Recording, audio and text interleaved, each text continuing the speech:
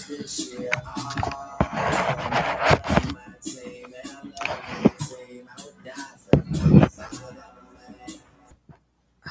flag for that. Child, it's early. Good morning to you. Welcome. Come back in. Sit down. Come down to the carpet. Crisscross applesauce. This won't be long. So I had to get on with my day. I was thinking this morning, honey, because I had been binge watching Big Mary J, honey, and it is just enlightenment. Because, you watch it go back to the old stuff, and its perspective is everything. I just tell you that. Like, that show has a lot of nuggets of wisdom if you're open to receive. And this most recent episode was just talking about how she was taking off in her career. She's gone to prime time, and basically her coworker was like, you need to let people figure things out on their own.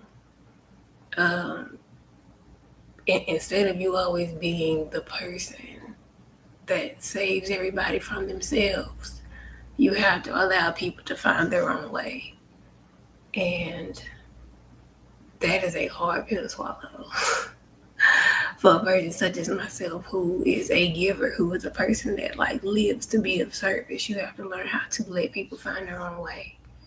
And it's not easy. I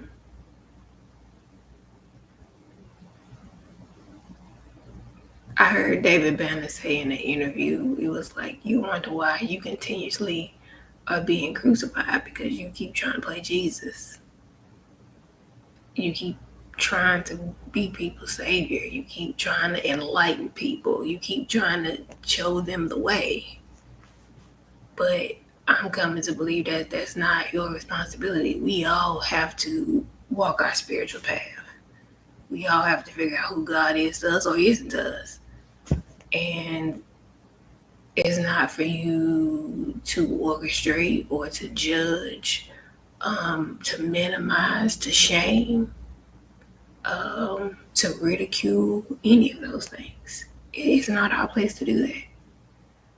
So because I understand that now, I can relax. I don't have to be on this crusader mission, this Joan of Arc ass mission to try to save the world, because it's just not my responsibility. Everybody is grown. Everybody has a choice. God gives us all free will to choose who we want to be and how we want to show up in the world. So it's not my responsibility to change your mind. However, it is my responsibility to live in my truth. See, that's the thing. We want to tell people the truth based on our own enlightenment. But my truth for me may not be the truth for you. The path that I've walked, even if it is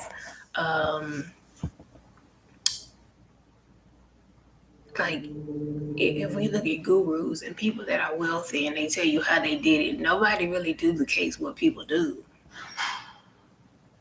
They can't. Most of them, you go online and you watch these videos on how to make money online and do drop shipping and affiliate marketing, and you can make money on Pinterest and all these different things, and then you do it and nothing happens because they had a specific method that was their path. And even though you're interested in it still doesn't work because it may not be your path. Not to say you can't make money online. It's just sometimes we shoot in the dark and just hope for the best. And sometimes there's an exception to the rule, but a lot of times it's no, you need to have a focused target. You need to have a niche. You need to have an understanding of what you're doing. Shooting in the dark no longer works. So with that being said, I've just decided that even though I have a wealth of knowledge, I feel like the only way people are going to get it now is if they pay for it. Whether that's through books or courses or seminars or speaking engagements, that's the only way I'm delivering truth anymore. I don't really have a desire to just be out here trying to heal the world. because I don't think a lot of people want healing. I think people want the results of healing. People want the outcomes of change, but don't want to change at all. They don't really want to be better. They don't really want more for their lives. They want to continue to do the same thing and want to covet what other people have. They want to shame other people for doing the work, for working out, for eating better, for going back to school, for taking care of their children, for taking the long way, for not selling out, for not committing crimes, for not being negative, for not damaging their community. They want to traumatize and abuse those people.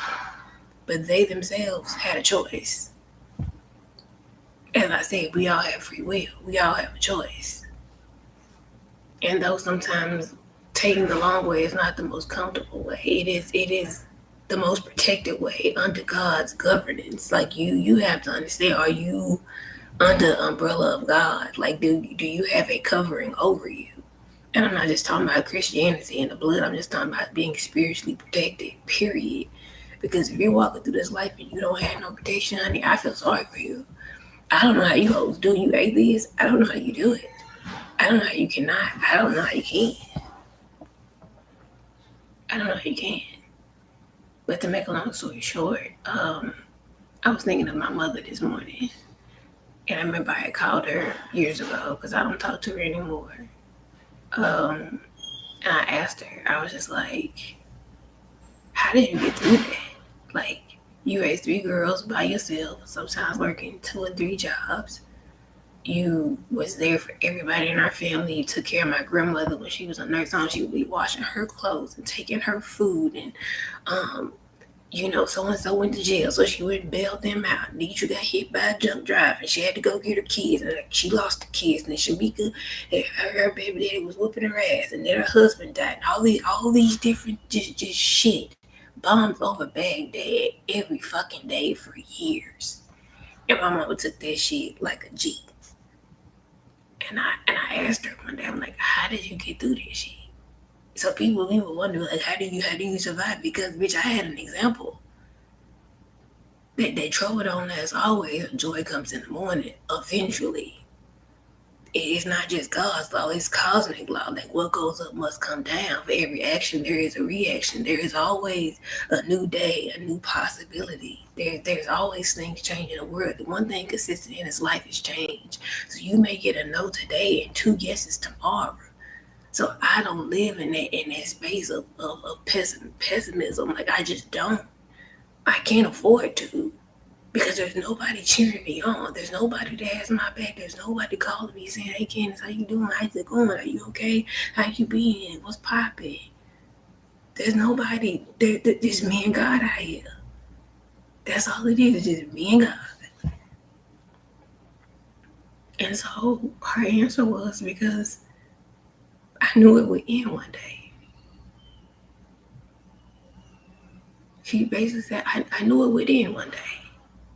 I knew that this wouldn't be forever. I knew eventually y'all would get grown. I knew eventually your children would grow up. I knew eventually that you all would get back on your feet and be on your way.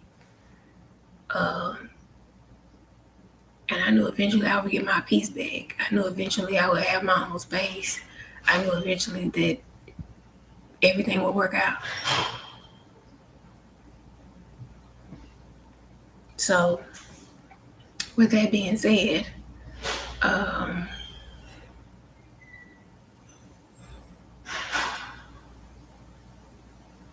I know that even though I'm behind enemy lines, I know a lot of people have done a lot of terrible things to me. I know eventually this situation will end. I know eventually I'm going to reign supreme. I know that I'm going to be on top because I have lived according to the plan. And there's nothing that no one can say or do to make me feel otherwise. And I hold that in my heart, and I can stick out my chest and hold my head held high that I know that I've lived right. Majority of the time, I do follow the rules, unless I don't feel like it. Unless I'm on some petty-ish sometimes, just to push the envelope. But I know that I'm going to be okay. I know that it all works out.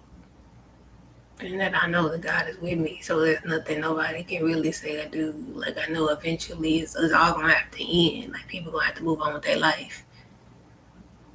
People are gonna eventually have to move on with their life. I don't care what nobody says, because time and life and energy does not stay the same. So if life and time is moving on and you're still stuck 2, 3, 4, 5 years ago, you're gonna be left behind.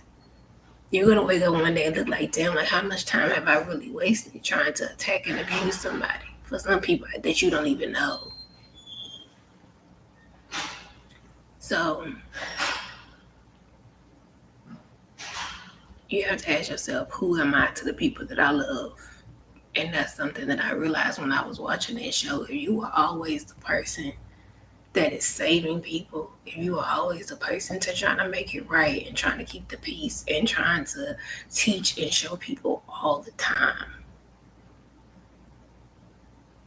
Because my mom was always mad because she felt like nobody called her when things were good. Like when things were up, people only called her when stuff was going down. Number one, she wasn't that type of person. So you have to ask yourself, what type of friend am I? Am I the type of friend that loves people when they good and when they bad? Do I celebrate people when they having a good time and I'm not? Yes, who are you to the people around you? Because a lot of people aren't showing the love the way they need to.